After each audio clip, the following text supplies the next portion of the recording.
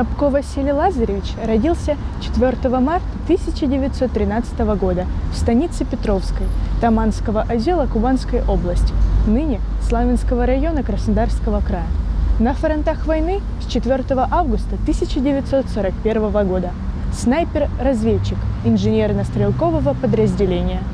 С марта 1944 года ефрейтор Храбко Василий Лазаревич 22 раза с группой разведчиков переходил линию фронта. В отдельных разведывательных рейдах приходилось уходить в тыл врага на 150 километров. Орден славы третьей степени Василий Лазаревич Храбко получил за добычу ценных разведывательных данных и захват языка в период с 6 по 13 мая 1944 года в районе города Сборов, Тернопольская область, Украина.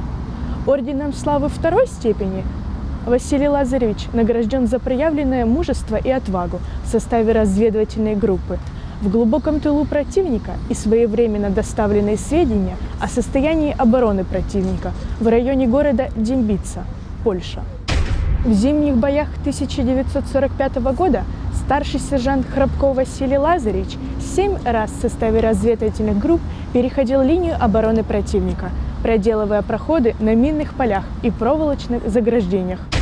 Орденом славы первой степени Василий Лазаревич награжден 15 мая 1946 года за боевые подвиги в 1945 году на завершающем этапе Великой Отечественной войны.